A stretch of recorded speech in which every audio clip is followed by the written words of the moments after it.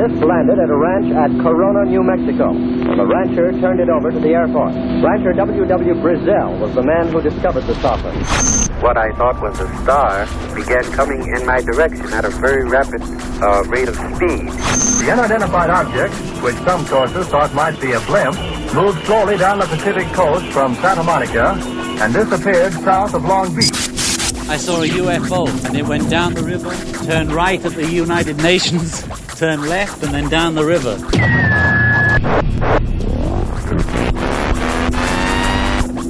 UFO classified. UFO classified. No more plausible deniability. Fact, fiction, or the truth. You decide.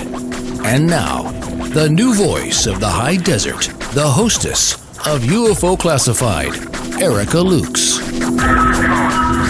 Well, good afternoon, good evening, my friends. I'm Erica Lukes. I was happy to spend my Friday evening with my friends from all over the world. I love getting into chat and seeing familiar faces, Northern, Norm, Libertas, Doug Down Under, Joe, everybody.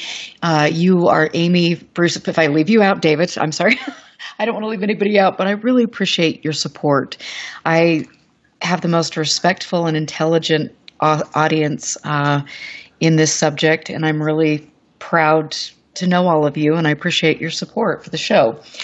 I've been busy doing my personal research, lots of things going on behind the scenes, and in a couple weeks I will be having a pretty groundbreaking show, and I'm excited. I can't give you more details on that. I'm just going to tease you a little bit. A few years ago, I was at MUFON Symposium with my friends Ben and Tony, and they were really, really excited about my guest this evening, and they gave me a signed copy of Ray Stanford's book, which I will proudly say is in my collection now, open to the public, and it is one of my pride and joy to have the signature from Ray Stanford, who is truly a legend, a pioneer in this field. His book is called The Socorro Saucer in a Pentagon Pantry, and it was written in 1976. If you don't have a copy, I will be giving you details tonight on how to get a copy of that book. You want it. It is a collector's item, and especially if you can get Ray to sign that for you. He is best known for many things, not only his groundbreaking work with Project Starlight International, but also because he has made many incredible discoveries with regard to finding dinosaur tracks. He has been honored. You can find articles in the Smithsonian Magazine. He is truly a person that has the uncanny ability, whether in ufology, looking at photographs, or looking at dinosaur tracks, to put together a big picture that most of us might not see. And he has had a remarkable journey, and I can't wait to... Ray, I'm just really thankful that you're here, because you are a legend, and you have had so many experiences, and you can teach us more than anything how to really get out there and do some good field research. Thank you for being here. Well, it's my pleasure. That's the greatest pleasure, is if you feel like you're helping people learn something, and maybe more important than that, than just teaching, is helping people learn how to think about things they encounter, rather than just acceptance or rejection. Analysis has been the key to my discoveries. I don't think I'm anybody special, but I do apply always the thing of asking myself, when I see something odd, whether it's in the sky or in the surface of the earth, in connection with, for example, the dinosaur tracks, I ask myself, wait, what is this I'm looking at? What could have formed this? I try not to have a preconception of what formed it, but to look at it and analyze what could have created what I'm looking at. And I think that's important. In other words, teaching people how to look and how to think about things rather than just accepting what they hear.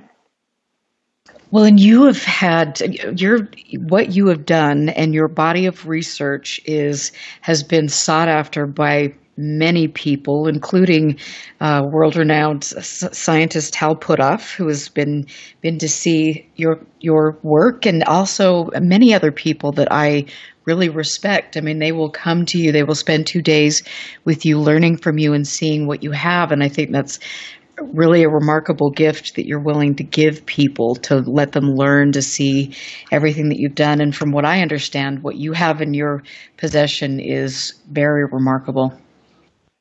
Well, I'll confess. I'll confess to that. Sometimes I sit here in the corner of my living room at night and look around at what we call the Stanford Museum, and I get overwhelmed. I'm 80 years old, and I begin to wonder, how am I ever going to have time to publish all the important, interesting things that I've come across in life? Well, you've done so much, and I want to go back to, for listeners, the beginning and how you first got involved with all of this, with the UFO research. Oh, the UFO research. Well, yeah, that's a mystery to me still. I was brought up in a little farm town called Odom, Texas, which is about 24 miles northwest of Corpus Christi, Texas, on the Texas coast, and little farm town, and nobody was interested. Back then, there were the reports came out in 1947, flying saucers, so-called, and but nobody talked about them at all. Yet one day, I was it must have been in the autumn of 1947, after the reports started coming out. There was just a little kid on a swing. At 1947, I was, I guess, 9 years old, and I was swinging there, and I began to think about these reports of that I'd heard on the news. And I did a crazy thing. There was a teacher in the yard who was the principal's wife that I had never spoken to. She seemed like a rather gruff person, and she wasn't one of my teacher. But I jumped off the swing and walked over to Mrs. Shelton and said, "Mrs. Shelton, when I grow up, I'm going to do some investigation to find out what these flying saucers are, and when I do, I'm going to let the whole world know." Well, she did probably what was the best thing in the world to anneal my purposes to get me to do it. She said not a word. She did a military-style about-face and stomped off across the school ground without saying, "Are you nuts?" And that was great. I guess probably helped encourage me because I didn't really care for the ladies to meet her in the first place, and that she reacted that way. Well, by golly, I'll do it whether you like it or not. But I don't know why at 9 I ever got that idea. But and it took me a lot of years of learning of the ropes in this, you might say, because there's so much baloney out there, and there's so much that's real and important out there. And, of course, when you're that young, you don't have a lot of experience to know how to discern one from another. Right. And by the time I was about 15, in fact, in mid-October 1953, a book came out that, in my opinion, is now totally discredited, called Flying Saucers Have Landed. And it was by Desmond Leslie and George Adamski. And he made some pretty amazing claims about meeting a Venusian in the desert of California. And I fell for it, hook, line, and sinker. And I heard about it in the newspaper and went to the bookstore and bought a copy of the book and promptly painted a painting based on what I felt was an improvement of the painting on the cover of a flying disc with looked more like a lampshade than a flying disc, and a cigar in the sky, a flying cigar in the sky, and painted that, and got eventually into communication with George Adamski. And but it took me a few years to realize, based on conversations with him and confessions he made to me, that his story was simply not true, that he never met spacemen, and he had faked his photographs. And I decided, well, by golly, I had better get away from this fictional thing and get into reality. How will I do this? And it occurred to me that using cameras and instruments to record something that is always better than hearsay, somebody's report or my report. It's better if you can show a picture. A picture's worth 1,000 words, as they used to say. Well, with Photoshop around, it's not anymore, but back in those days, we were using cameras, and I decided to do that, try to do that, and beginning in 1954, I got the the first few photographs in '54, and then in 1959, in daylight in 1959, friends and I got two simultaneous color movies of big things that we called at the time motherships, and you can call them whatever you like, to carrier craft. Anyway, they had smaller objects associated with them, and we got one film in 8mm and one in 16mm simultaneously, and I knew these were important, and I wanted to do the best thing that would help it be acceptable scientifically. So what I did, I contacted Max B. Miller, who ran an organization called Flying Saucers International in Los Angeles. He later became a NICAP photo consultant, and he published a publication called Saucers. And I called him and I said, look, we've had this thing happen in the yard here. There are 9 witnesses, and I said, we've got 2 movies unprocessed. I said, could I send them out to you for you to have them processed? And he said, yes, send them to a very reliable photo consultant, Norman Escasuth. He gave me his P.O. Box address, and I sent them. I still have the the receipt for sending them by registered return receipt mail, and we sent them out unprocessed. They were processed independently out there, and were analyzed by Norman Escasuth, who was a very good photo analyst, and other people that Max knew with scientific background, that and approved as being absolutely genuine, showing real objects in the sky that were not explainable. Even now, they're not explainable in the conventional way. So that was the beginning, and it's a long story, but that's really how I got into it. And when you get that much and you begin to study the films, you realize the film shows a lot more than the eye can notice in the short time and the excitement. And you realize the importance of looking closely, frame by frame, at these events, which these objects also appear to be high energy propulsion. And in studying the films carefully, you learn things about the propulsion that you might not be able to discern by just looking at it as it happens in the sky. You're excited, and your eye doesn't catch things the way the camera does anyhow. So if you had a tip for all of us to go out there and we wanted to start doing this, what would your tip be, or tips? My first tip would be, forget going out at night. Light sources are not enough. You need daylight illuminating the object, plus good optical equipment to record not only the daylight visibility of the object, but its radial emission, its visible wavelengths that are recorded on the film. You need that.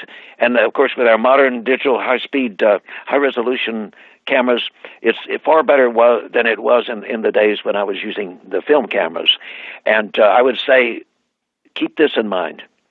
These, whatever they are behind these, the intelligence behind these things, knows enough to know that it's a lot harder to spot their objects around in the daytime than it is at night when you have a bright spot in the sky that's moving around. That's easy to notice.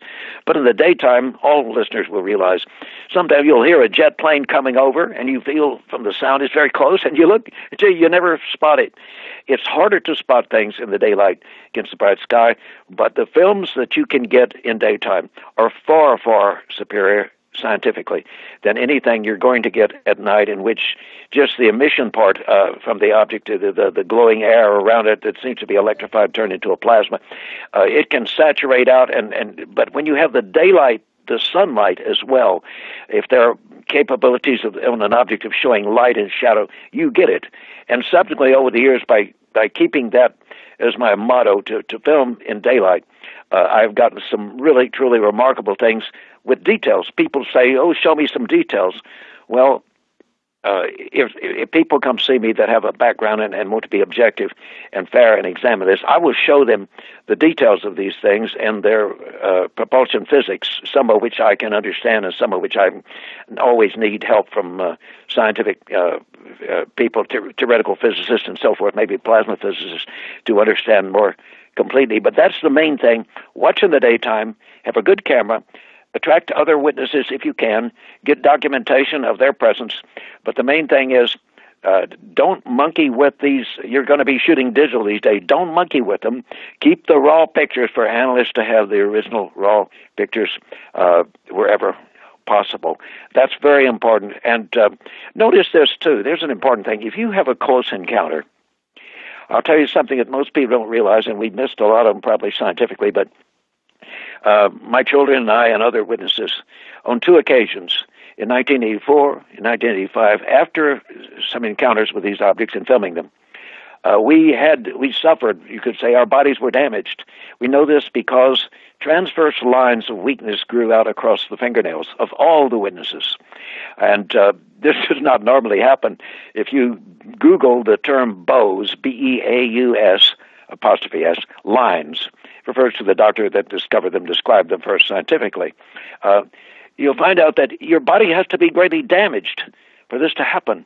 And the thing is that UFO researchers are going after accounts, and when there are pictures, the pictures, but they don't bother to watch the witnesses closely.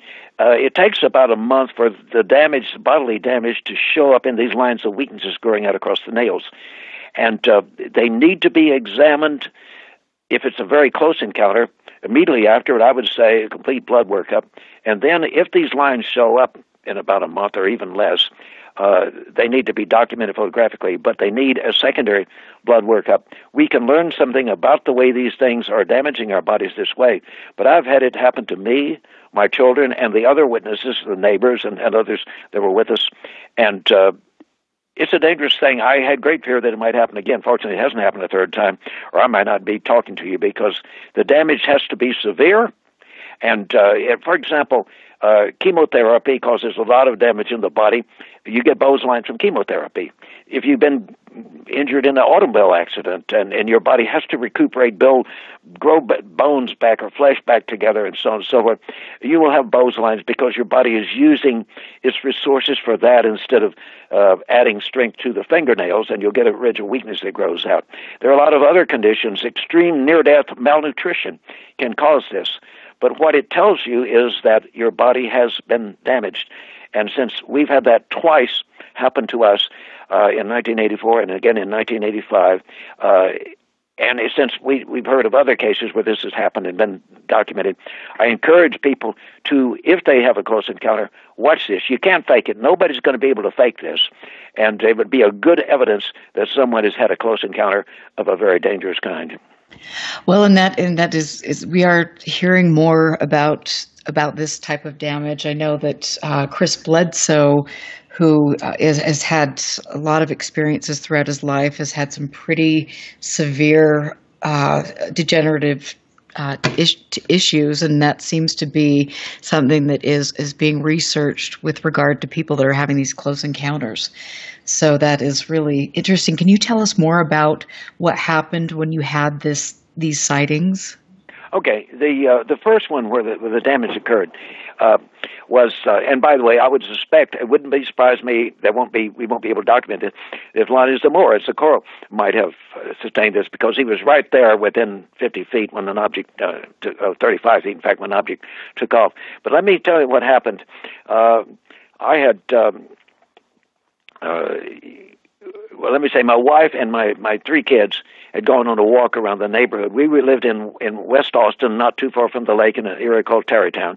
And they were out on a walk, and I was there waiting because a gentleman that was interested in the UFO research, I think he was an engineer, was coming in from Houston to visit with me and talk about our use of instruments to try to record these things. But he hadn't showed up, and I figured in our neighborhood he might easily have gotten lost with the hills and the turning streets and so on and so on, and he didn't have GPS back in those days. So I went out to look for him and didn't see him, but by golly, passing overhead, right there in Austin, in South Austin, I saw a big kind of cigar-shaped, orange-looking object that we came to realize was a mothership, because it had numerous associated small objects that came out of and went to it and hung around it. And what happens is I immediately went in and grabbed my movie camera, and I filmed that passing over, and including a smaller object. One of them came down from it and came down with the real native color of a lot of these objects is not this silver. That if you see a silvery object, that's really an anomalous aerial object. It's probably due to laminar plasma. It's probably not due to a high metallic surface, because their surfaces are not metallic. That is a myth. It's wrong. It's a misinterpretation of what has been observed and reported. But actually, when the object is not plasma covered, they can be coal black, or they can be a kind of a dull leaden kind of a color, but duller than lead, kind of a gray, dull looking, or kind of a whitish metal looking, but it doesn't look like a metal. It looks like some kind of a weird material, as Zamora had a problem describing too. But anyway, this thing dove down from this object passing over Austin, and it had emission patterns around it that were kind of a turquoise color and a pink color, typical plasma colors. Got this on film.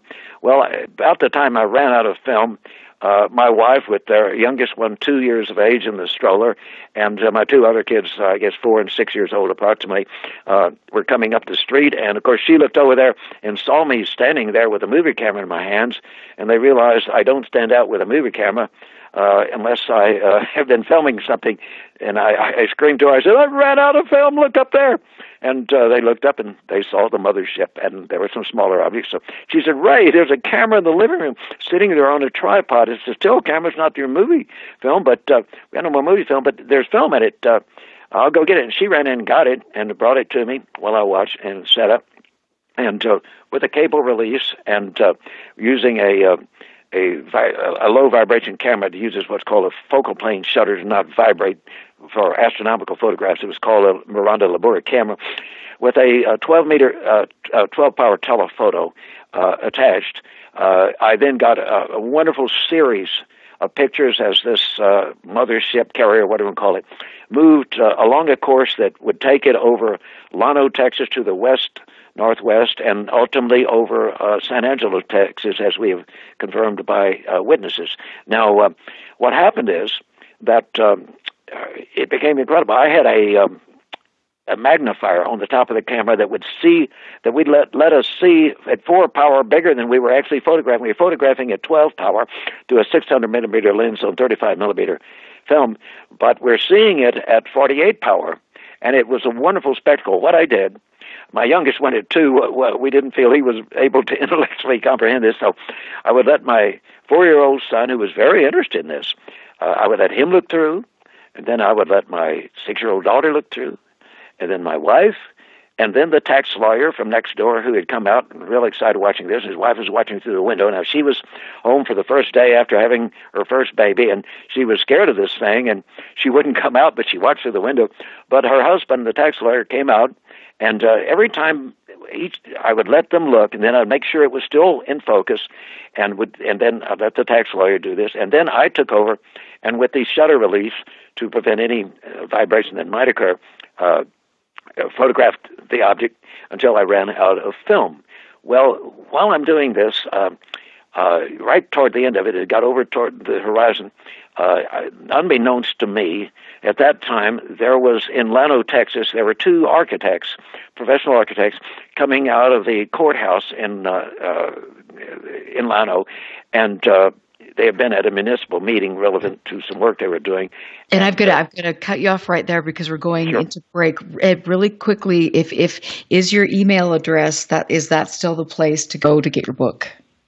Yeah, it's just Ray Stanford, no spaces, no caps, raystanford38@gmail.com. And if I go to PayPal and send me the total for shipping and tracking and everything, and my signature is $68, I will be happy to send it, and I'll send them an email confirmation that it's on its way with a tracking number. Wonderful, thank you. We are going to take our first break. We will be back.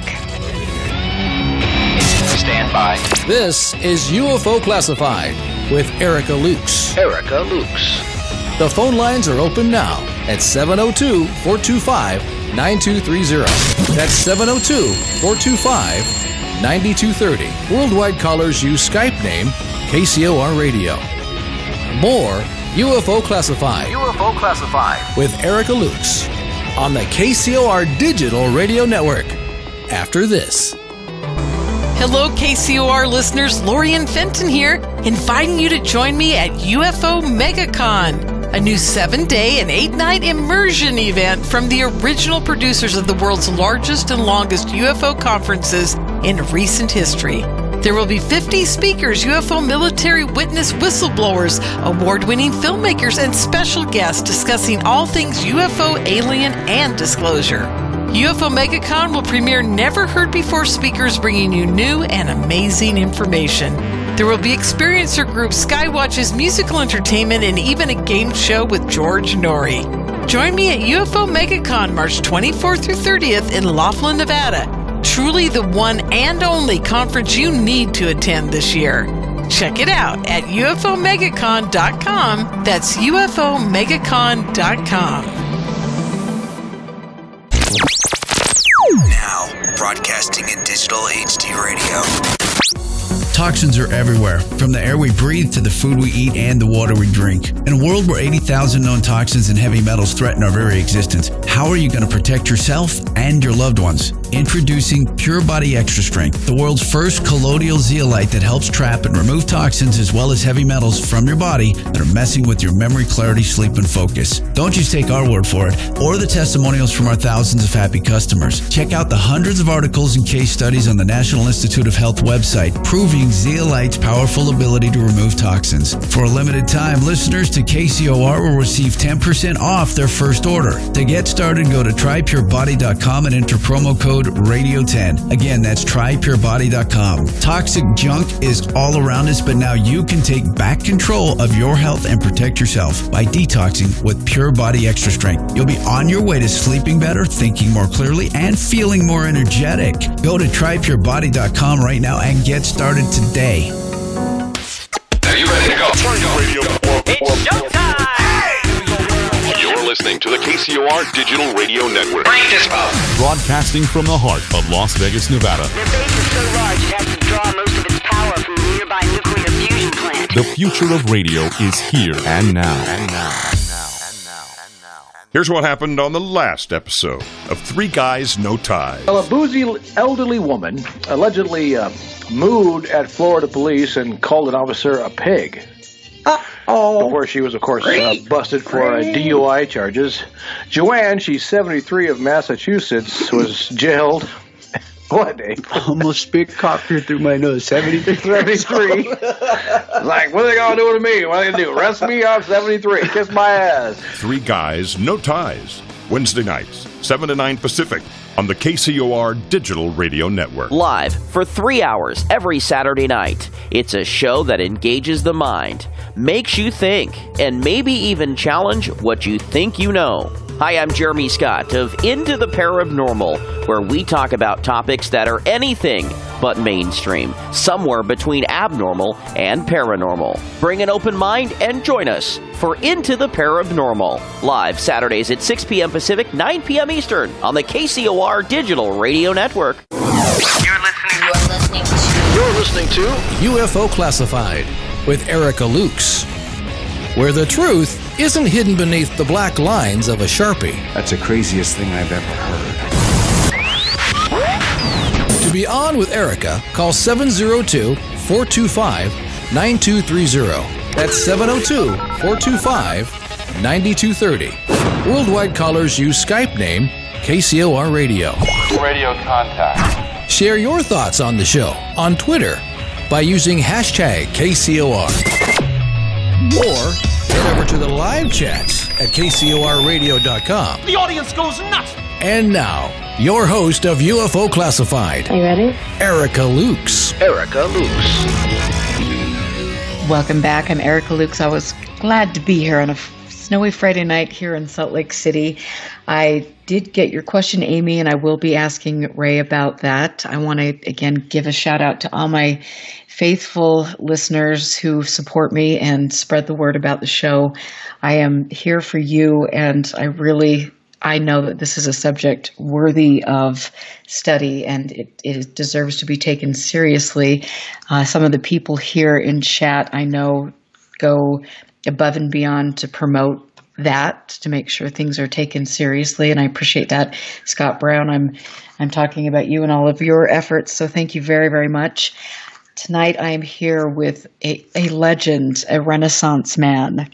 Ray Stanford is joining me, and he has been involved in studying the UFO phenomena, really breaking ground with Project Starlight International, taking pictures and movies of things that leave people's jaws on the floor, and he is also willing to teach people. He welcomes people into his home with open arms if they're respectful, and I love that. I think that's the only way we're going to learn about this is through working together. And I mean, Ray, you've got a lot of respect from people that I care about and respect greatly, and that speaks volumes. You've been, just no nonsense.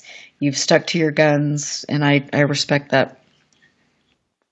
Well, as far as I'm concerned, it's just the only way to be. I wonder if I could go ahead and finish up on this. Yes, absolutely, absolutely. What we found out was that while I was taking my last 5 telephoto shots as the mothership and smaller object passed over the northwestern horizon, the 2 architects had seen the thing passing over as they got out of the courthouse, and they went to one of the architects' home and got his wife and kids out, and they took photographs. It turns out, while I was taking my last, 5 photographs, our watches happened to be very closely synchronized. They took their first so many photographs, so we had photographic triangulation. And this is rare indeed, but we had this in color, photographed daylight. And what happened? We determined that this huge object was about 1,400 feet long, and that it was traveling at somewhere, we have some degree of error, but somewhere between about 12, 13, and 14, 15 miles altitude, which would explain why the 2 F-4 Phantoms that took off from Bergstrom Air Force Base in Austin went up, but apparently gave up trying to reach it and came back down while the event was going on. But anyhow, we got those photographs, and something odd happened. Eventually, the mothership, the smaller objects, proceeded over our western horizon, and we didn't know they were being photographed in Mono, but there were a total of 13 witnesses total, and even one in San Angelo. That's another story. But what happened is, the next morning after this, my daughter, who was 6 years old, she woke up, and she came with a piece of paper in her hand, and she had a little set of colored pencils, and she said, "Mommy, Daddy, I had a really scary dream last night. It really scared me, and I drew it. I wanted to show you what I drew, what I saw in the dream." She had drawn herself, and in the sky there was the mothership, which she well and quite accurately portrayed in her drawing in the sky, but there was a landed craft, and there in front of her was a being, and it was drawn a little bit taller than she was. And I said, "Well, honey, tell me, how big was this thing that you saw in the dream, this being or whatever this thing was?" And she said, "Well, Daddy, actually, it was only about as tall as just above my navel." And I said, "Well, how come you drew it taller than you?" She said, "That was to show how scary it was." I love that. And the look on her face, she looks completely bumfuzzled. I mean, it's amazing how a 6-year-old could put that much expression on her face. But anyway, here she'd drawn a guy, a weird-looking little guy, as she said. I mean, she was only 6 years old, and it came just above her navel, at 2.5 feet tall, maybe. I don't know, 2 feet tall. And she drew this with big ears and certain facial features and distinct facial features, very remarkably. Well, we looked at it, "Well, gee, honey, that's just a dream, don't worry." And, we waited until I was trying to find a place to get the film, the still picture. We had to send the movie into Kodak for process, but the still picture we could do locally. So I finally decided, that was, I think, on Monday. On Sunday, I went to one of the in a mall and had them processed while I stood there and watched, made sure nobody stole the pictures. And we got them home, and I looked at the second of the still photographs, and it was the one where, this is where there was the mothership was out there. We were watching it, and right above it, there were other objects, but right above it, we had noticed a little orange object. Very indistinct at that distance, but there it was. And when we clicked the picture at 500th of a second, it was gone. We didn't see that one anymore, and didn't think more about it until we saw the picture. And in the picture, you see the object, and you see a streak going up from where the object is, a smear trail in broad daylight, And you see it stops at the top of the trail. When it gets to the top of the trail, it's not just an little orange dot. It's a distinctly ice cream-shaped, black ice cream-shaped object with the pink and turquoise-colored emission patterns around the edge. And then you see streaks. It streaks forward. This is in a 500th of a second, and comes so close that you can see details. You can see that a flange, like a disc, with emission patterns around the flange, evenly spaced. Under the bottom, a thing that's kind of pyramid-shaped that is either an energy structure or a physical structure. And the flange comes up, and there's a clear dome, and you see sitting inside of it what looks like a being incredibly like what my daughter had drawn the morning after the event. But here, none of us saw it, of course, until after I had the film developed, which was nearly a week later on Sunday when I had the film developed. And here it is, and it looks like this little guy or gal is not facing us, but is looking off to the left and holding something. I joke with people because in his right hand, it looks like there's a rectangular something that would be about the size of an iPhone today. I kid people, well, back in 1984, you had an iPhone. But whatever it was, it's quite shocking. It's quite remarkable. And people say, well, is this just a blur? I'm sorry, it's not a blur, folks. You can see the details of the craft, and if that's not enough, you can count the fingers on his hand. So it's real, it's optical, and there was... of course, my two kids and my wife and the tax lawyer and his wife and I that saw the mothership. And, of course, those of us that were looking at the telephoto could see the little object that was when it was far before it streaked. But here's the interesting thing. If you take that, we know that object was about the distance of the mothership, which we know now from triangulation was about 90 miles away.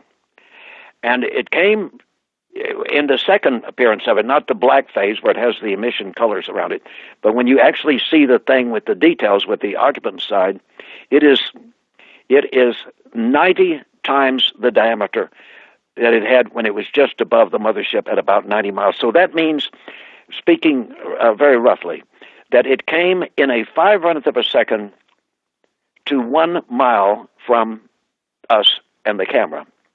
And that is going some. If you don't allow, even for the time of the two stops that are mentioned, and also you see after it was there, you can see the streak that it then took off further, so even that didn't take the rest of the 500th of a second. If you just conservatively use the whole 500th of a second for the time to get from near the top of the mothership to this stop where it's 90 times the diameter, you come up with a speed. I'd have to check my notes. I don't have it on the top of my head, but it's either 2/3 or 3/4 of the speed of light in the atmosphere. And, of course, this requires that an object must have possession of time. It must be taking more time to do this than it's taking in our continuum. And we have a lot of evidence in the films that could be interpreted, and I've discussed this with some important physicists, that could be interpreted as indicating that these things locally control the local rate of time flow. And I believe this is probably what happened. But the funny thing is, and the tax lawyer and his wife came over, and they saw the pictures, and they were just thrilled. But he said, Ray, he said, this scares me. He said, if I look at this much more, this is going to give me religion, and I don't want to get religion. I'm going to get out of here. This is scaring the hell out of me. And he left. And, it was funny. But it turns out, that was, of course, soon enough that we hadn't sold the boat lines. But within the month, or 3 weeks, 4 weeks, we all began to go boat line. My kids, my wife, me, and the tax lawyer, and his wife, and the baby. We all had boat lines. And those are not normal. We were all seriously damaged. And that was on the 15th of October, 1984. Now we have the testimony. I have the photographs from the LATO witnesses, and one of them shows the same kind of dome disc. It doesn't, you can't see the occupant side, it's far away, but a nice picture of the dome disc, like the one that the occupant was recorded inside of in photo number 2 in the still photographs. And but frighteningly in some respects, it was less than a year later, on October 5, 1985, that we had the case that Chris Lambert has made famous in his book X Descending, talking about the objects that I filmed that had the beam ahead projected ahead of them up to 30 diameters. Now, my kids and I experienced, well, of course, my younger one wasn't with me that day. He was back in Austin and didn't get the Bose lines. But my two older kids and I got the Bose lines just as seriously as before, and that really scared me. And we had a control because the third one was away, and he didn't get the Bose lines. But the two that were with me and I got the Bose lines again. So this is a dangerous thing. Researchers must look for this, must watch close encounter people, and see if this happens, becoming visible within about a month after the event. If it does, you have some good physiological evidence that you otherwise would overlook and not associate with the original event a month earlier. So now you had some question from the lady that Yeah, I mean, just about. I think you've answered it. Just about your encounters, your close encounters, and I want to ask you: did you have any?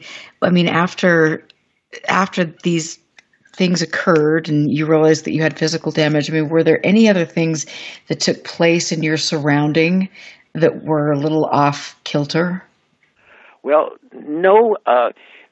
The Bose lines had us upset. We might have overlooked something, but I can't think of anything except that often we find after these encounters, you do have the funny sensation that at times, at least those that were involved in it for some time afterward, get the feeling they're reading each other's minds without talking. And we've had that on numbers of occasions. I could tell a really weird story about some other people independent of us that had this happen in an awfully amazing way. But I won't unless you want that.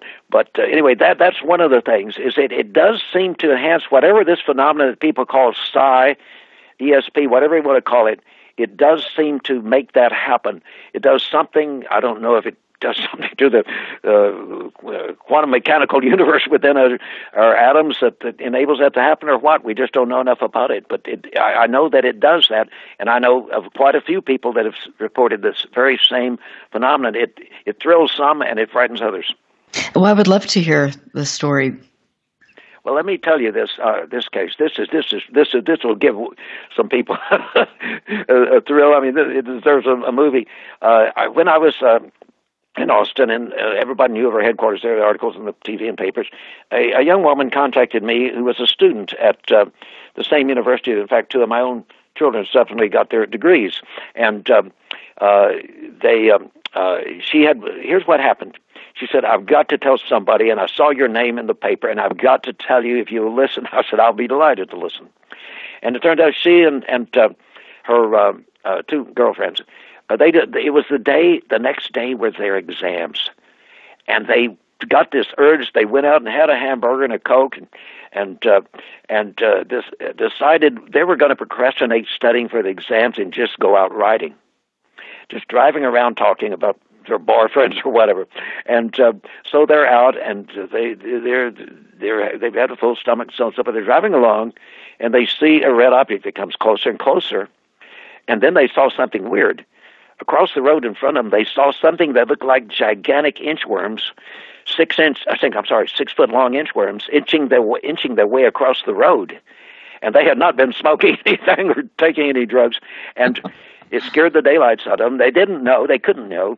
There is an obscure case in France that seems quite credible because there were multiple witnesses of the very same thing being observed. Anyway, they didn't know what to make of this. They had not at this point seen a UFO.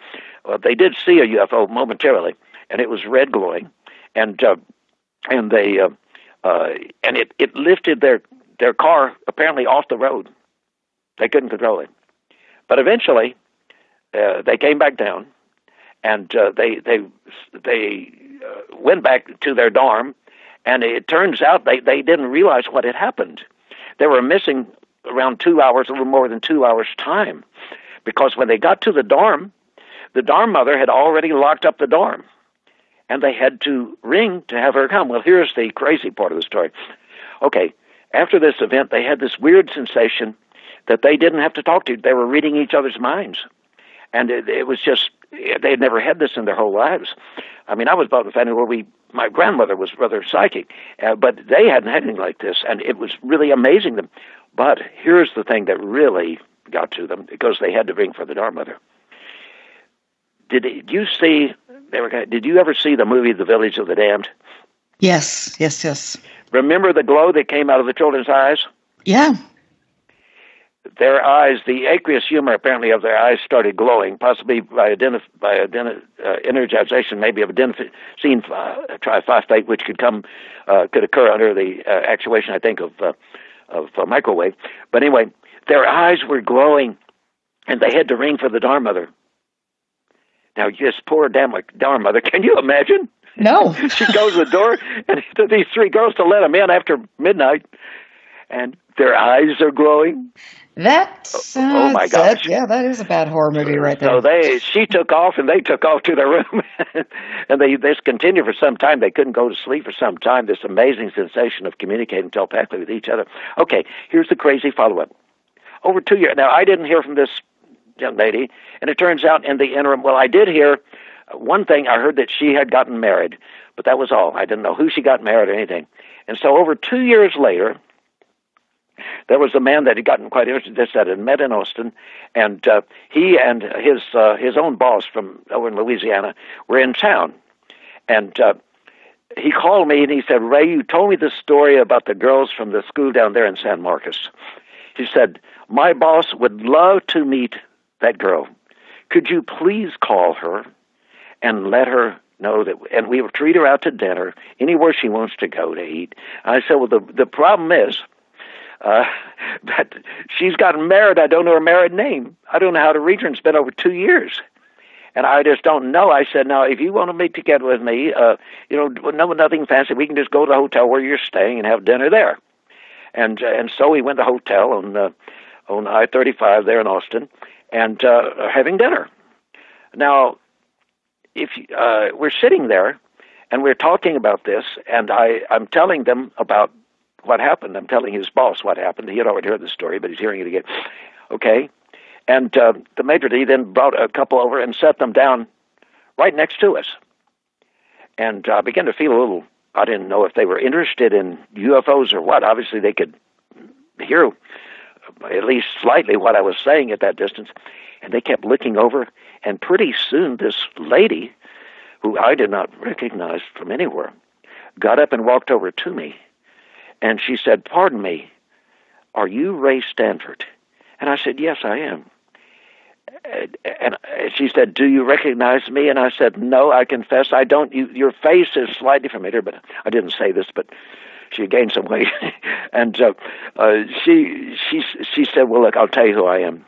Do you remember I called you because my two friends and I got abducted as we went out to procrastinating for the test?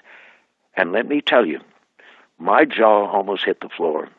And those two guys, those two businessmen with me, they almost fainted in their chairs. Here she was. How did they get there? I mean, she had been married for 2 years. You don't take your husband to go out to dinner at hotel food is not good food. This was not, a haute couture kind of hotel. Right. And why did they end up there? How did they what was the timing? How did they happen to be seated right beside us and see me? And then she could tell the story herself. I mean, this is one of those things, Erica, that you sometimes get the feeling that something else you don't understand is in control.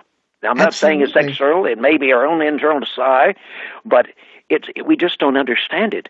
And believe me, these poor guys, I mean, had they had false teeth, I think they'd have flown out of their mouths. They were so astonished. But it's one of these wonderful, amazing things you can't explain that happens with these events.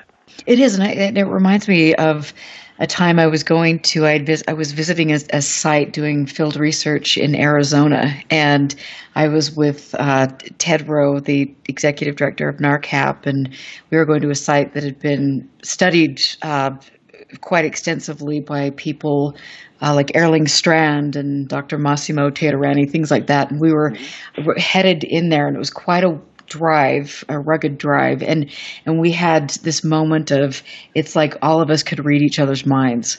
I mean, it was just, and then the synchronicities and things, it was really quite remarkable.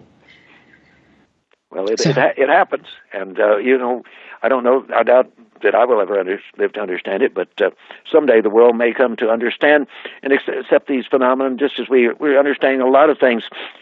Every day I strive to science daily, and I see things that are so wonderful and amazing that, my God, when I think 20 years from now, it's going to be mind-boggling what we're going to know and what we're going to be able to do with advances in understanding physics and technology and so on. Well, and you've done such exceptional work too. You're leading the way in a really uncharted territory, and so that must make you feel good to know that you've done so many groundbreaking things. Well, it does, and there are things that if I can get the right physicists to take hold of these, somebody is going to get a Nobel Prize. I mean, would you like to hear about the one thing that I discovered recently in the film I got on December 4th, 1980, flying back from Mexico City to Texas? Yeah. Let's talk about exotic physics that should make any... I'll tell you, if there's any theoretical physicist that can prove that he really is that and not some phony, I want him to come see this. Here's what happened. Okay, we're flying back from Mexico City, and I'm not going to go over the details of it, but I got a film of a mothership and smaller objects, and one of them that's just been published in a major scientific publication context. The only thing of UFO hard evidence that's ever been published in a major scientific paper. It's hard evidence. Where one of the objects took off at high speed and left over 20 concentric light and dark rings due to what's called Faraday rotation, affecting the backlighting due to the strong magnetic field in an environment that was adequately electrified by the probably plasma from the mothership, which was blowing in our direction because the wind was out of the southwest and it was in our southwest. But anyway, we got this film. There was the mothership. There was clouds below us, way down below us, covering the ground, except where mountains in the west stuck out of the clouds. And what happened is, when you look at the film, you see that, there are objects that go to and from. There are a lot of objects. And during the film, you can actually follow the amazing Faraday ring phenomena, the interactive magnetic effects on the backlighting effects by the different magnetic fields of the different objects. But here's the thing. While I'm filming at 54 frames a second throughout the film, directly underneath the mothership, there is mountains sticking through the clouds, and there's some over to the left.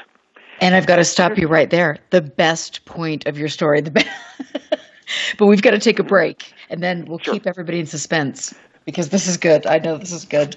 I am Erica Lukes, and I'm here with Ray Stanford. I will be giving you links to get his book. I highly recommend it. It is a treasure in my archive, and as you know, I have quite a collection that is open to the public for research in Salt Lake City.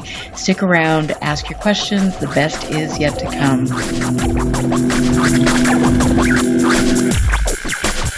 Listen very carefully. This is Houston. Say again, please. Houston, we've had a problem. This is UFO Classified, live every Friday night, 4 p.m. Pacific, 7 p.m. Eastern, exclusively on the KCOR Digital Radio Network. The truth is out there, just waiting to be discovered. And now, if you will, accompany me on a journey to the future. For more information on the host of UFO Classified, Erica Lukes, upcoming guests, as well as links to the past shows, visit her website at ufoclassified.com. UFO Classified. UFO Classified. This is KCOR Las Vegas, home of the Digital Radio Network, broadcasting from a shack just south of Area 51. Wait, that doesn't exist. This is the KCOR Digital Radio Network. Now for the news.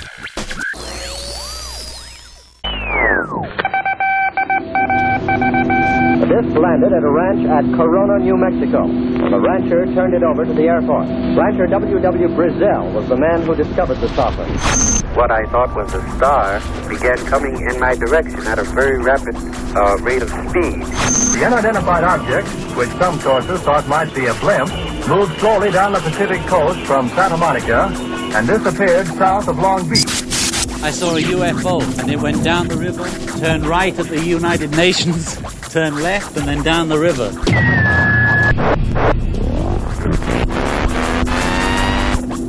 UFO Classified. UFO Classified. No more plausible deniability. Fact. fiction, or the truth? You decide. And now, the new voice of the high desert, the hostess of UFO Classified, Erica Lukes. Welcome back and good evening, my friends. I'm always happy to be on KCOR. And just I want to thank Tina Marie, who is an incredible host, an incredible radio station owner. I love being on a network that is run with integrity, where the station owner supports her hosts, and that really means a great deal to me. I appreciate it.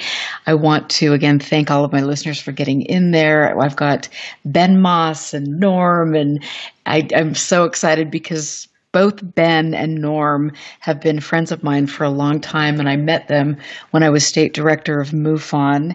All of us have since left that organization. We're going to touch that topic a little bit later, but when we left off, Ray Stanford was talking about this amazing experience. I'm sorry to cut you off right there, but you've got to continue this incredible story. Okay, we're glad to. We were flying on a Braniff flight out of Mexico City. It was at night. It wasn't at night. No, I'm sorry. It was in daylight, and we were flying to San Antonio, and I think it was flight 156, and we would go to a cruise altitude 26,000 feet, and we were climbing through 15,000 feet when we encountered these UFOs. And as I said, there's this mothership out there with numerous objects going to and fro with incredible Faraday rotation. The sun had just set, so it was highly polarized light, ideal for filming rings due to Faraday rotation, as well as the fact I was filming through a beam splitter in horizontally polarized light, which helped immensely. Anyway, we got these wonderful rings of Faraday rotation, but much more importantly, underneath the mothership in pulses at 54 frames per second of filming a movie film, Super 8mm movie film, the mountain underneath it collapses optically, not physically, but optically. You actually see it at 54 frames a second. In 5 frames, it collapses optically into a flat as a pancake, and yet off to the side, showing that it had radiality, off a distance to the side, you see the mountain going to the clouds over there, rising up higher optically, while underneath the mothership collapses. So it shows that this is a radial effect to this big object, not the small one, the big object, the mothership. And that in itself would be quite remarkable. We've been looking for years for evidence of gravity-like effects, and we know from Einstein that gravity bends light, curves light. But here we have it on film, but there's a lot better than that. Because while this is going on, now in 5 frames, the mountain optically collapses, and then at 54 frames a second, in 15 frames, 3 times that long, it takes for it to rise back up. And so it rises back up in 15 frames, and then in 5 frames, collapses again throughout the film. This is not a fluke. It's not an artifact. It's there. And it is the rate of warping optically. We have calculated this. It is literally orders of magnitude greater than can occur by natural refraction in the Earth's atmosphere. This is an artificial effect. But beyond that, in the film, beyond that, and really, truly wonderful, amazing, that should cause physicists to do cartwheels. At that time, as the mountain collapses, the backlighting, you see it frame by frame. We printed strips of film, so there's no cheating of optically manipulating one on a computer or something. You see the whole film frames in sequence with each other, and you see that as the mountain collapses, the horizon becomes redder and redder. And then in the next the 15 frames that it rises back up, it becomes bluer and bluer and bluer. So you have redshift. Now, I didn't get too excited about this. I knew it was important, but I didn't know anything about redshift except astronomical redshift, which is what is called Doppler shift due to motion.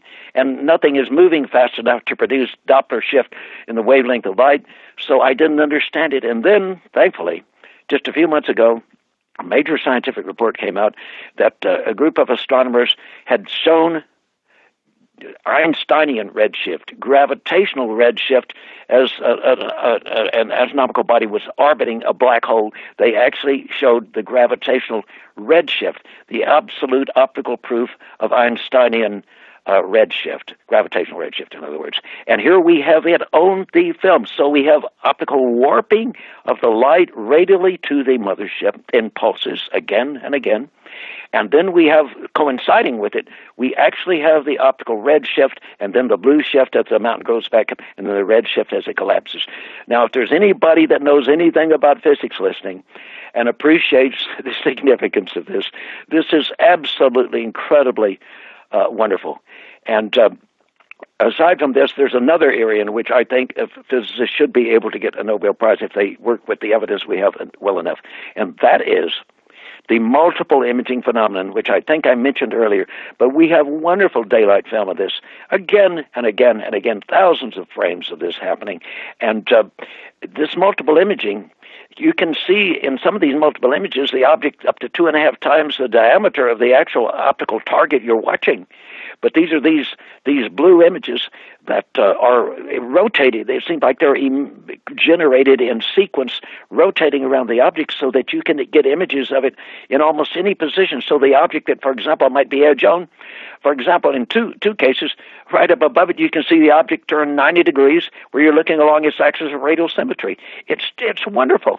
And, it's like pulling teeth to get these people that claim they're interested in UFO research to come here and see this. I don't charge anything. All I ask is that they come and give themselves at least 2 days because there's so much to see, and that's all. And yet, all I get is people turning their nose up at me and not coming. And it really is bothersome, except for a few physicists. Hal Puthoff came, and certain other key physicists and certain people with NASA have come. But that's it. There are important people out there that must come see this. And so when Hal was there, what specifically was he excited about or interested in? I don't feel I can talk for him because that's his purview. All I can say is that and I have an email from him afterward, he said, Ray, he said, I want to congratulate you for this concept you have of studying these objects based on their effect upon the backlighting. And, of course, what I've been describing, the mountain collapsing and so forth, and the Faraday rings, that's all effect on backlighting. Is it light from your approach to the camera? He said, as a physicist, he said, I'm amazed, I never thought about this. But he said that's obviously the way. He said, I really want to commend you for it. And also, he told me another wonderful thing. I don't think Hal would mind me saying this. He said, I'd ask him, I said, I had the feeling as I filmed these that there is evidence in these films of the effect of time compression. I said, my impression is, because I've seen the objects do this, an object sitting at a given place in space, it suddenly will change its size. And I said, I get a feeling that it is actually the time control, that when you compress or dilate time, that you will change the size of the object. He said, and I have a letter from him talking about this. He said, Ray, I'm amazed. He said, that you have come up with this. He said, that is true. He said, now here's a link to a paper that I just published. He said, you probably won't understand the math, but read and look at the illustrations, and you'll see that is exactly what I show mathematically happens if you have local time variation relative to an external observer. And he said, what amazes me about this, he says, is that you came to this conclusion without the mathematics. But, of course, I'm sure that Hal really knows that Einstein again and again said that he came to all his wonderful theories not by mathematics, but intuitively in his head and then translated them into mathematics.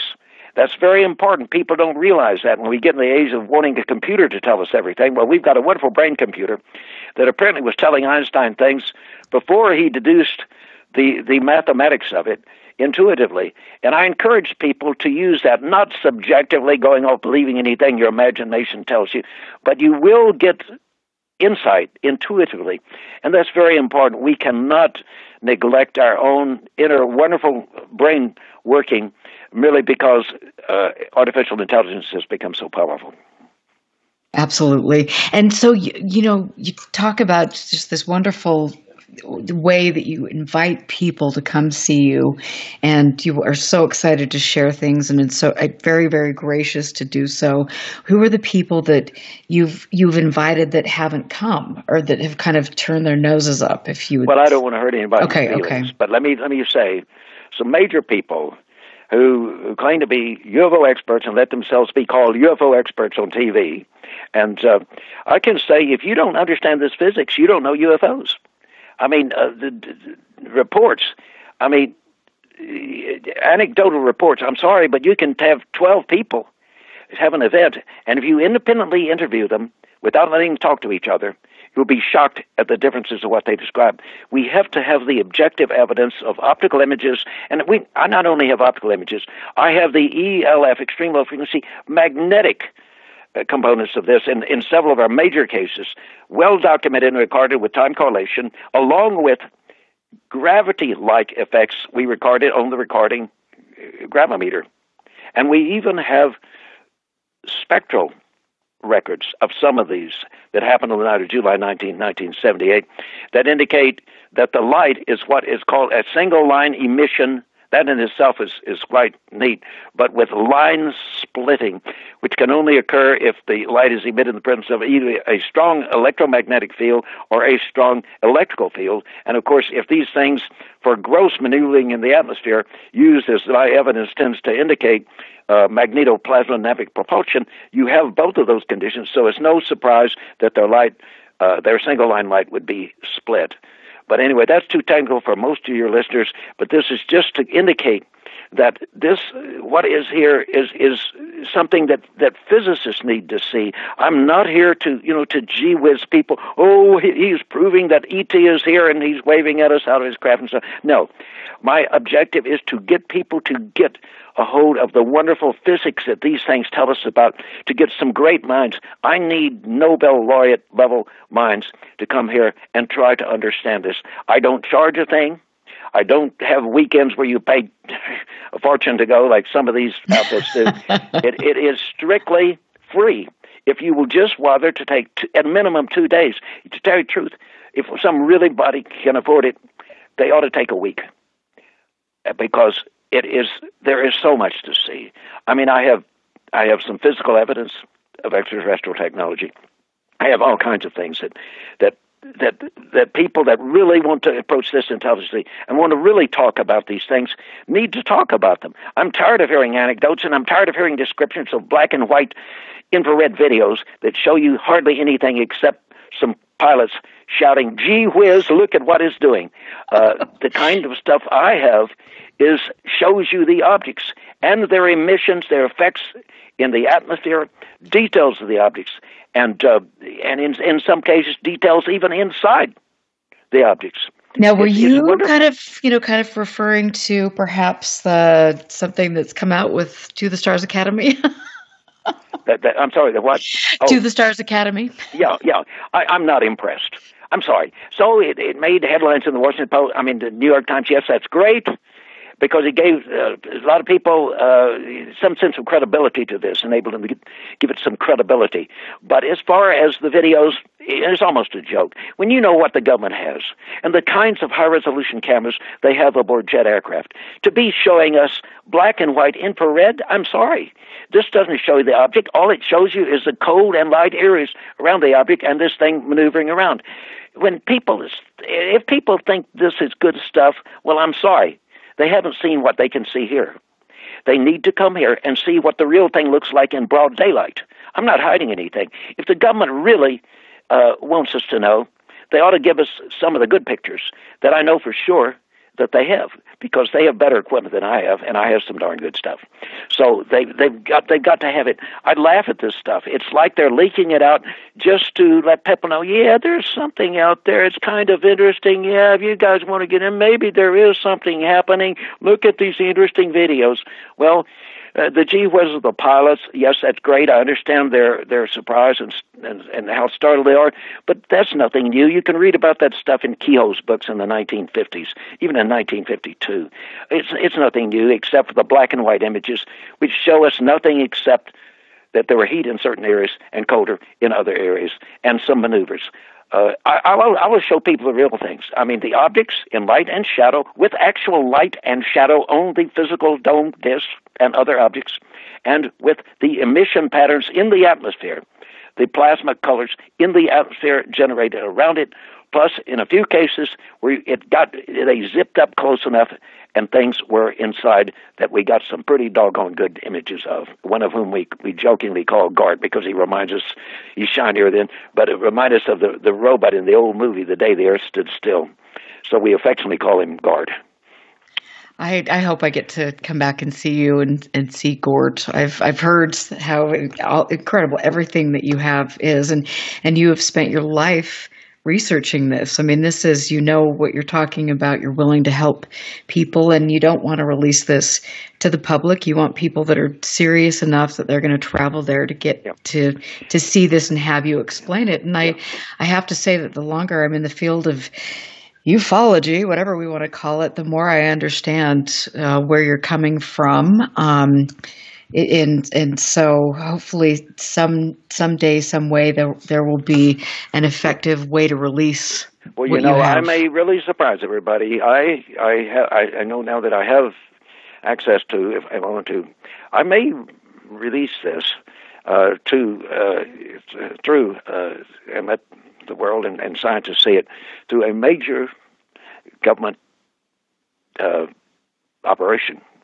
And I'm not government. I'm not paid for by the government or anything else, but I may. I do have some credibility, after all. I mean, I have, of course, a new little dinosaur, Propanoposaurus melanticus, the only hatchling nodosaur, armored dinosaur that's ever been found in the whole world, down in the Smithsonian with my picture beside it, my name. That should give me some credibility as a person with ability to interpret. But out at Goddard Space Flight Center in Building 33, there's the whole end of the atrium there is the display, the beautiful display of my discovery there of about 100 tracks of dinosaurs and mammals and flying reptiles that most people know as pterodactyls. They're really pterosaurs, and a few other animals interacting and tracking each other. I mean, it's just an amazing thing. So I have credibility for my ability to see and interpret, and I have 5 scientific papers behind me, including the one in Nature Science, Nature Scientific Reports of the 31st of January, 2018, of the Goddard discoveries, plus the others before that with the new species of dinosaur that's on display at the Smithsonian. And if people don't want to give me credit after that, that's their problem. They like to bring up things like back in the years when I was involved working in an unconscious state, trying to get an understanding of the reach and the ability and inability of my unconscious. And people say, oh, he must be a nut because he's involved. No, there are sensible, intelligent people, including I class myself in that, as objectively involved in that. I never was a wholehearted believer in stuff that came out of my unconscious, but there were good things and there were bad things. And I warn people that anytime you're dealing with somebody working as a psychic, you're going to get the good, the bad, and the ugly. And anybody that thinks everything is all right or wrong, you have to take that with a grain of salt and be objective. But my work for decades now, for years, I have attempted to keep it at an objective and sensible level. And they can make all kind of stories up because of a little bit of joking we did with a guy in the audience about claiming that I was trying to get people to pay for a time machine. No, the time machine I have found is I don't know how to build one, but when you look at the thing that I found at Goddard, and we see a time period of interaction of these animals, you can actually get a time concept way beyond what the bones would tell you of these animals. The little flesh-eating dinosaurs are walking around at less than a half mile per hour. You can tell that by the spacing of their tracks. Watching these little mammals that are digging in piles of feces, what's now called coprolites, fossilized feces, for the invertebrates living there, distracted doing that, while the theropod dinosaurs are tracking them and ready to jump on them. The 4 of them go through the whole scene there on that slab at Goddard doing this. It's wonderful. And then you see the tracks of the big dinosaurs that ignored all that and just tromped on through. But I want to say that because people need to understand that I am a down-to-earth person. And I don't care. There are certain persons that in this field who have taken stuff from the past out of context about me, and they're not being honest. If they want the answers, ask me. Ask me to explain, and I will. It's that simple. Well, you know, and the thing that you said at the beginning of the show, which was really great, is that you said, yes, you bought into Adamski's line hook, line, and sinker. And you did, and all of us do that. I mean, when we have experiences and we're looking for answers and we turn to the field of ufology, sometimes we get momentarily taken in by the newest, greatest, shiniest thing. But then eventually, if those of us who are smart, we can get our bearings straight again, and we'll admit that, this happens. This is going to happen in a field that is fraught with so many landmines, but you admit that. And that is a lot more than most people will do. Yes. In that context, think about this. There, of course, in the day of Photoshop, for example, we have fake after fake of UFO pictures coming out. And they are based upon the urban legend of how these objects look and how they're propelled, and all of it's wrong. Now, if anybody wants to learn how to spot the fakes, Mark D'Antonio, come on. I'll show you how to really spot them. They do not fly right. They do not have the right appearance. They do not have emissions that are correct, and so on and so forth. I will show you the real thing. Anybody who comes and studies this will go home with the ability to spot all these fakes and flukes and flaws, and even the birds that some people claim are alien spacecraft.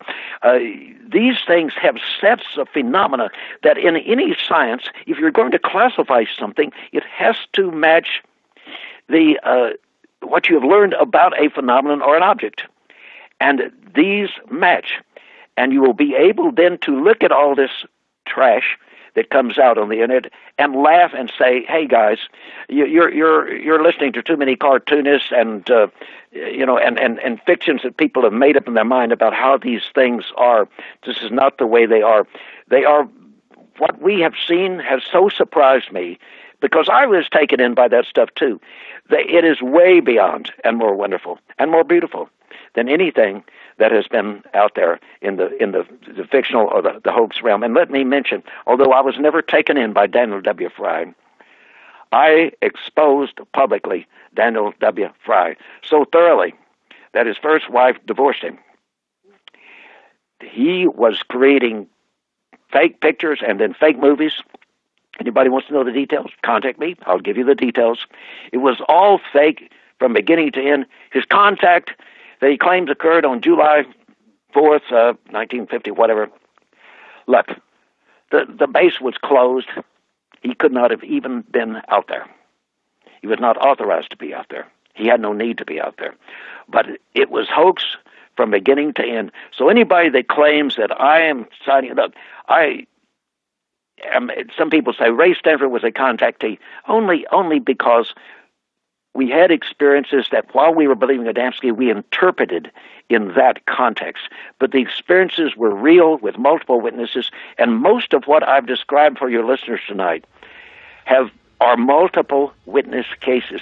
There are very few. In fact, every one that I've described is multiple witness. We have some which I saw by myself and got pictures, but most are otherwise. We've got to cut off right now. We're going to take our last break. I'm Erica Lukes here with Ray Stanford. We'll be right back. Stand by. This is UFO Classified with Erica Lukes. Erica Lukes. The phone lines are open now at 702-425-9230. That's 702-425-9230. Worldwide callers use Skype name KCOR Radio. More UFO Classified. UFO Classified. With Erica Lukes on the KCOR Digital Radio Network. After this. You love them enough to do anything for them. Mom, I need to be wiped. Coming. Including checking NHTSA.gov/the-right-seat to make sure they're in the right car seat. Brought to you by the National Highway Traffic Safety Administration and the Ad Council. What is the government hiding, and why? The Truth hits the airwaves Friday night, 7 p.m. Pacific, 10 p.m. Eastern, with Mac Maloney's Military X-Files. That's the craziest thing I've ever heard. Plunge deep into the paper trail of classified files. Unlock the secrets the government's been hiding for years. From UFOs to conspiracies, they've got you covered. With us this morning in the KGFL studios is a local rancher who has a startling story to tell. You found something on your ranch? Some kind of debris? This wasn't just any debris, sir. This was some metal like nothing I'd ever seen before. This was something from another world. Mac Maloney's Military X-Files, hosted by Mac Maloney, Commander Cobra, and Juan Juan, along with regular correspondents Switchblade Steve Ward and Emily M. They go where no one else dares to go. Mac Maloney's Military X-Files, now airing Friday night, 7 p.m. Pacific, 10 p.m. Eastern, on the KCOR Digital Radio Network. At any given moment, your ability to keep your mouth shut, and if necessary, to lie through your teeth, may very well determine the course of history. They know what's really out there. Shouldn't you? If ever a breed was affectionate to a fault, it's the Golden Retriever. They're people dogs, pure and simple. And the Golden Retriever Rescue of Southern Nevada needs your help. If you would like to volunteer, foster, adopt, or donate, go to the Golden Retriever Rescue of Southern Nevada's website at grrsn.org. That's grrsn.org. Or call 598-GOLD. That's 598-GOLD. You love them enough to do anything for them. Dad, can we make 200 cookies for my bake sale tomorrow? Let's do this. Including checking nhtsa.gov/the right seat to make sure they're correctly buckled in the back seat. Brought to you by the National Highway Traffic Safety Administration and the Ad Council. There is a world outside that which we live in. A realm where fact and fiction collide. The Paradigm Matrix. The Paradigm Matrix. Hosted by Willie Miranda. Every Friday night at 6 p.m. Pacific, 9 p.m. Eastern. The Matrix is everywhere. It is all around us, even now in this very room. The 1-hour show that will surely leave you hanging on the edge of the rabbit hole. The Paradigm Matrix explores a universe of topics from UFOs, cryptozoology, conspiracies, as well as all things paranormal. Enter a world of the twisted and deformed. Friday night, 6 p.m. Pacific, 9 p.m. Eastern. The Paradigm Matrix. Exclusively on the KCOR Digital Radio Network, where fact and fiction collide. 1, 2, 3, 4! To the KCOR Digital Radio Network. I love the way it sounds. Love the music. I listen all day. The future of radio is here and now.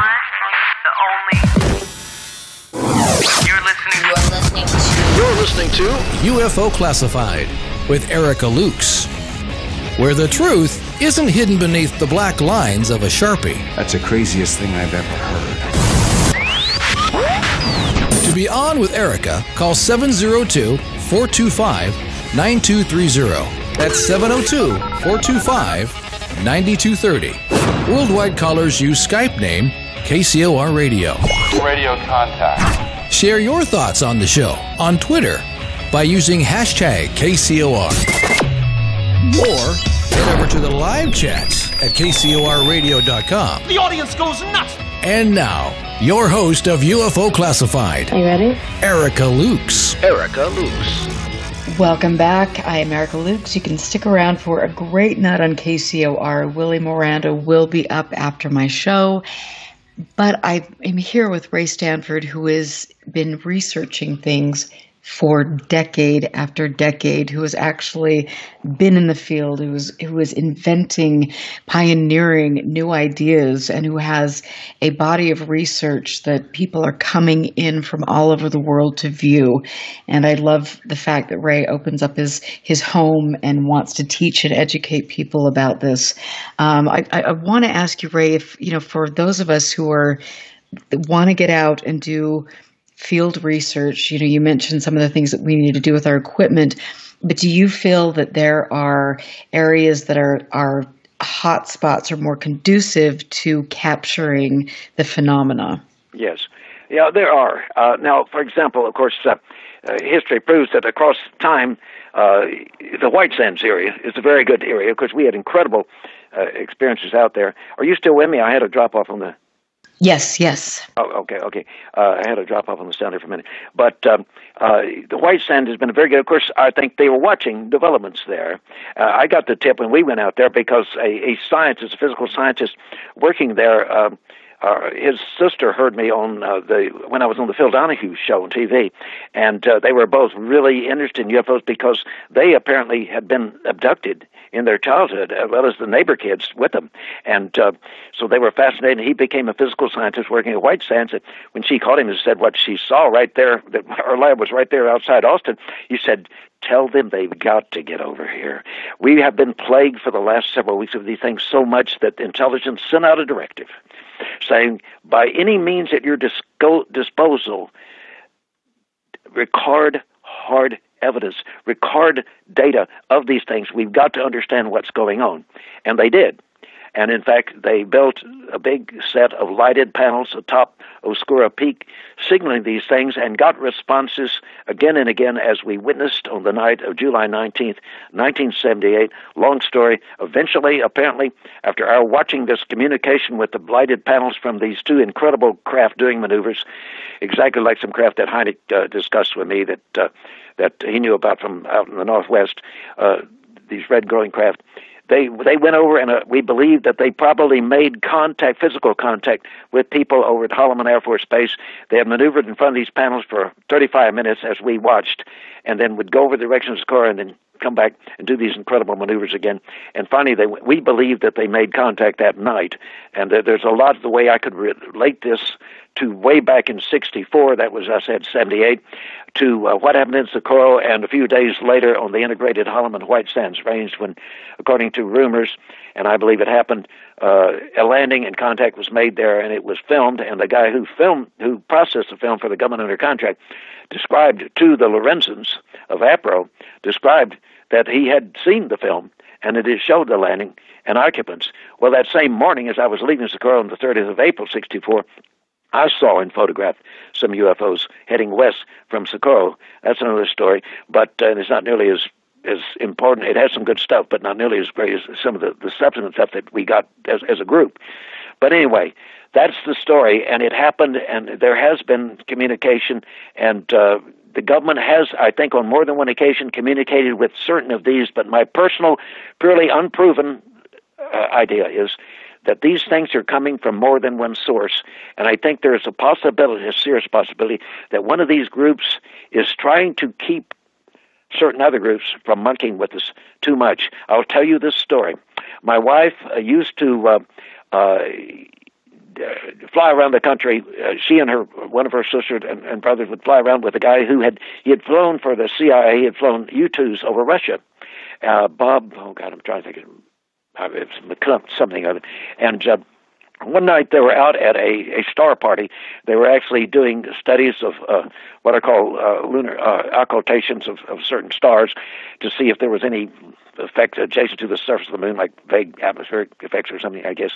And anyway, Bob McCracken was the guy's name. He's deceased, so I can name him, but he was a CIA pilot, and with U-2s.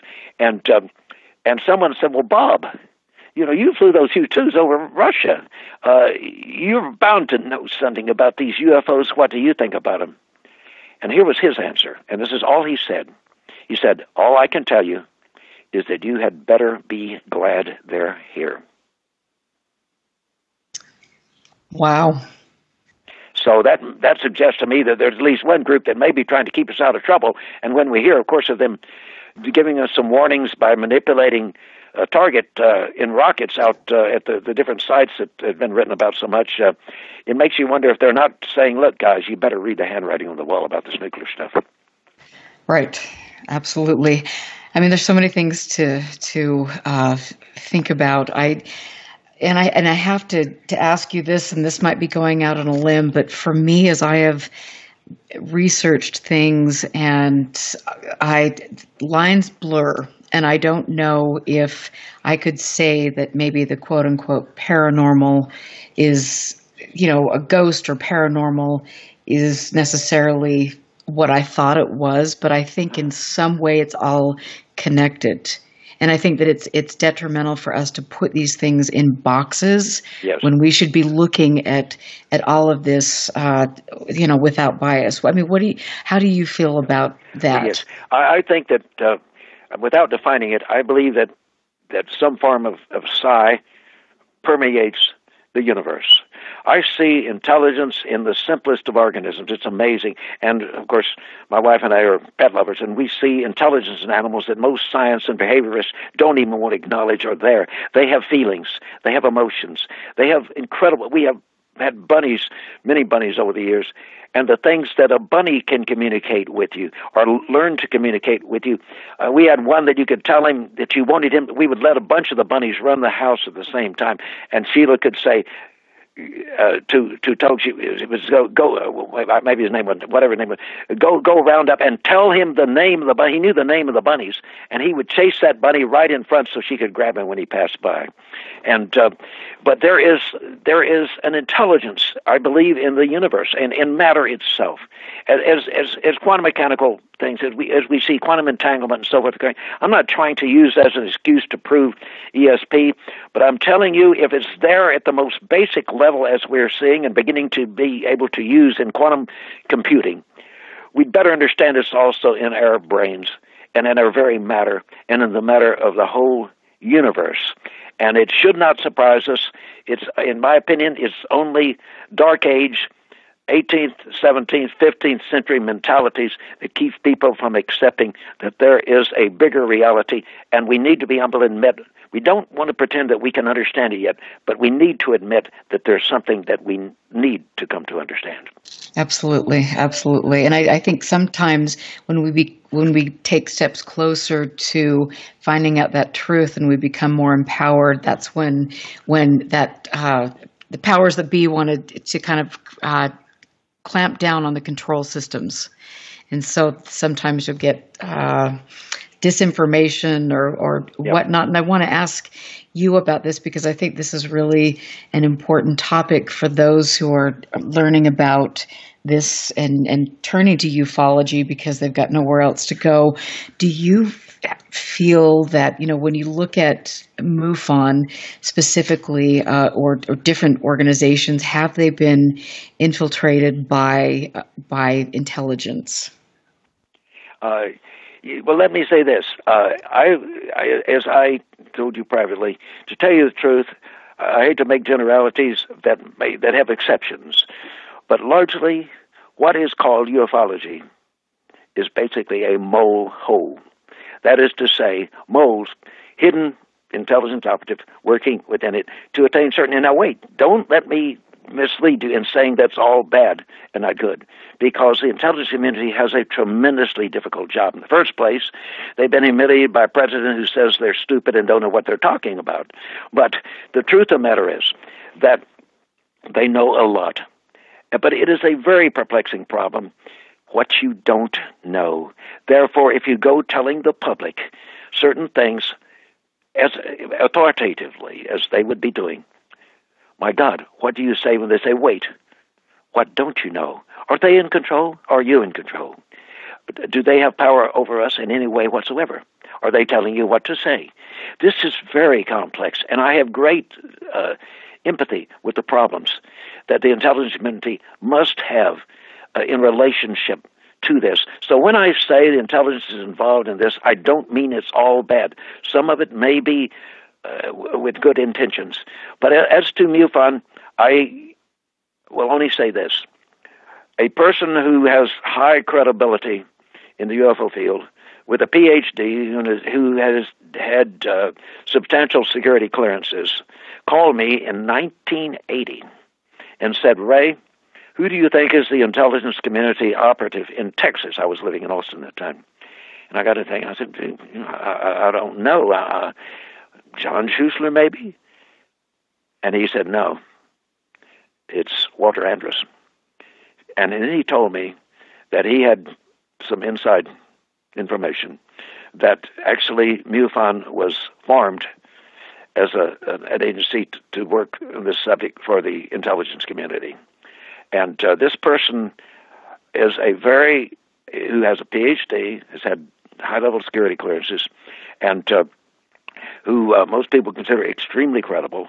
And I do not believe that he would dare make this up or make suppositions without having seen some evidence. And there are some. Let me Well, I don't need to get that. People need to hear more interesting things from me than this. But there are big problems, and as you have seen and others have seen, there are apparent problems today. I mean, I have pleaded with, and Ben Moss has pleaded with, for example, the director of MUFON to come see this to learn something real about these objects. And he told me on the phone, he said, well, I'll come if you'll pay my way. Well, MUFON is a big organization. They could easily, you can get cheap airline flights. That is no excuse.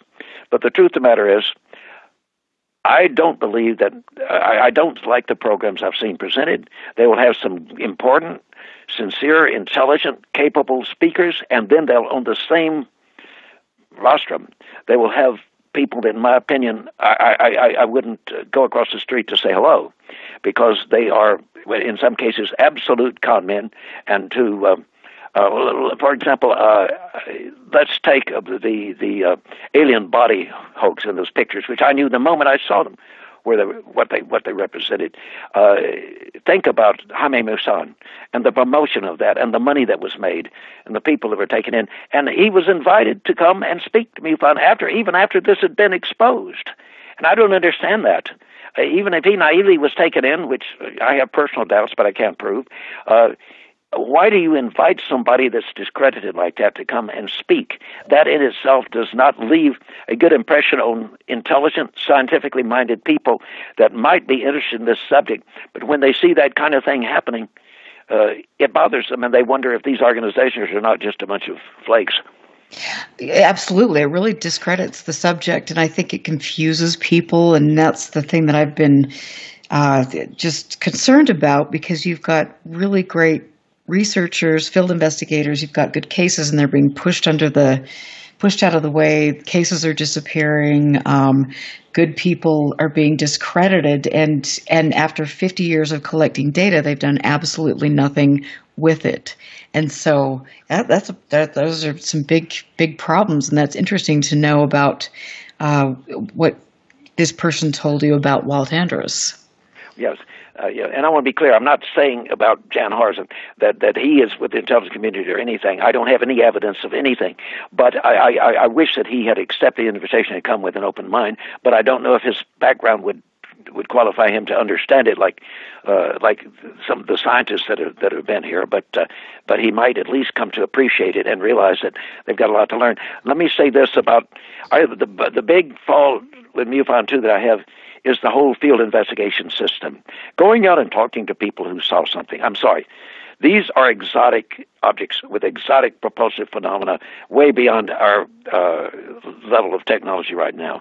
And you're not going to get that by training people. And I tell you the truth, most of the MUFON field investigators I've made, I wouldn't trust them to investigate the quality of a local pizza. I mean, really, I have not been impressed. This is not the way to. Field investigators should be investigating the magnetic field and the energy fields of the objects, not talking to people in their homes about things they saw or thought they saw or imagined in some cases. They should be getting out there, financing instruments. If I raised a poor, if I told you how poor I was raised up financially, can raise over $2 million in equipment and facilities to track these things. A lot more can be done today when equipment, better equipment, is a lot cheaper thanks to progress in technology. They better get out there and do what they have not done, but they have preferred to promote these silly programs with a lot of people who don't know what they're talking about, as if people are going to learn anything. It's a nice social get-together to talk about fantasies and realities of this subject, but it is not getting us anywhere. The focus must be upon instruments and objective scientific interpretation. If you get the good evidence, science will ultimately accept it. It has to be presented by people who know how to talk science and not talk sensationalism as UFO experts on TV, but who know how to write scientific papers. Absolutely. I couldn't agree more. And it's really important to hear you say that, because, there are good people. I mean, I'm not a scientist, I'm a business owner. I'm an artist. I have worked really hard to learn new things and to try to understand things and present it in the best possible way. There are a lot of people that don't have PhDs that are willing to buy equipment and who are willing to travel and willing to get out there to do that. And it's unfortunate that there isn't a good source for each of us to go to really learn about how to collect data and how to work synergistically with each other. Yes, but we do need to migrate away from reports. Reports are good if they are accompanied by instrument records, or they are good if they have correlation that are good objective observers, and you can then correlate what they observed with the instrument records that somebody else got. I do that all the time. But to overly focus upon talking to people because they thought they saw a UFO, it's a waste of time and money. Let people, let's take, I mentioned that was my former wife's brother that I think I mentioned on this show, that he donated $7,800 to one of the fences around one of our laboratories, part of one of the fences, big chain link fences with barbed wire on the top. And but he donated. He wasn't wealthy, but he donated that. You can do fund sourcing, I forget what it's called on the internet these days, but crowdsourcing. Don't go take money on this and make a scandal. Be responsible. Get responsible people managing the fund that know how to deal with money and resources to get science done. Otherwise, forget it. Don't. If you think about it, if anybody, not you, I'm not talking about you personally, a source of money, forget it. Make sure you're allied with scientific people who know how. But please insist these people come see me and learn. If one does not learn the basics that it's taken me all these decades to learn with instruments and studying, if they won't come and listen, they're going to waste another 30 or 40 years. Right.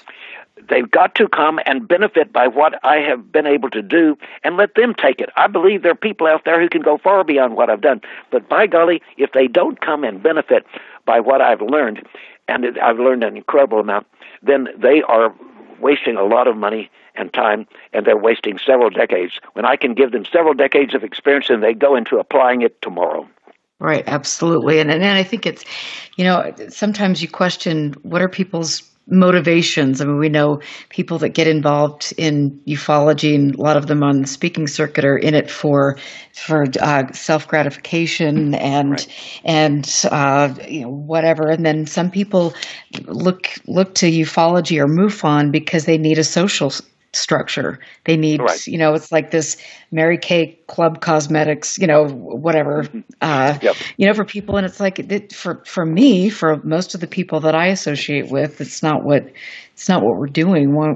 We're doing this because we want to make progress and educate people. And we don't want the work that you've done and a few others. We don't want that to be forgotten. We want to learn from it and move forward. That's the way it must be if we're going to have progress. And I wish people would quit letting them be called when they're introduced. Here is UFO expert such and such. You ask these people, what can you tell me about these objects or their propulsion? The truth of the matter is most of them can't tell you anything because they're too involved with reports and politics, if you know what I mean, the politics of this subject.